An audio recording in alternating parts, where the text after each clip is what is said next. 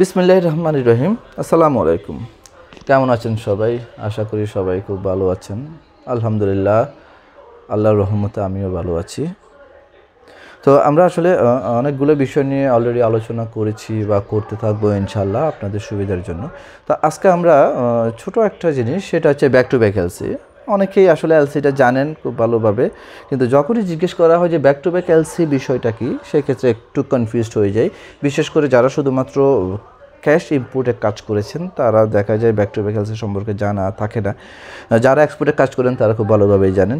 এখন back to back LC বিষয়টা হচ্ছে, এটাও এক ধরনের এলসি। হ্যাঁ, সেটা হচ্ছে আমরা এক্সপোর্ট করার জন্য যে মাস্টার এলসিটা পাই, সেই এলসিকে আমরা লিয়েন রেখে যখন অন্য একটা এলসি ওপেন করি, ব্যাক টু ব্যাক মানে হচ্ছে পিটাপিটি এলসি। মাস্টার এলসিকে লিয়েন করে অন্য যে এলসিটা ওপেন করা হয় for collecting the raw materials, then that will be the back to back LC.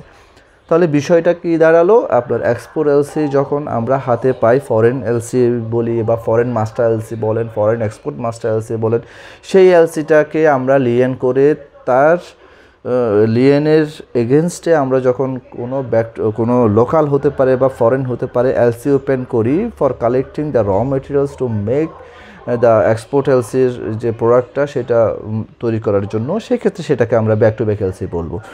তো এক্ষেত্রে ব্যাক টু ব্যাক এলসি কারা করতে পারে সেই বিষয়গুলো যেমন খুব জরুরি, তার চেয়ে জরুরি হচ্ছে একটা এক্সপোর্ট এলসি। ফর এক্সাম্পল, একজন গার্মেন্টস একটা এক্সপোর্ট এলসি রিসিভ করলো, সে টি শার্ট বানাক বা প্যান্ট বা অন্যান্য যে প্রোডাক্ট সে বানায়, সেইটা বানানোর জন্য তার যে র মেটেরিয়ালসটা লাগবে, ফর এক্সাম্পল তার ফেব্রিক্স লাগবে, তার ইয়ার্ন লাগবে, তার যে অ্যাক্সেসরিজগুলো লাগবে, সেই অ্যাক্সেসরিজগুলো কালেক্ট করার জন্য তাকে একটা এলসি করতে হয়। সেই এলসিটা করার জন্য একটা ব্যাংকের কাছে সেই মাস্টার এলসিটাকে লিয়েন রাখে।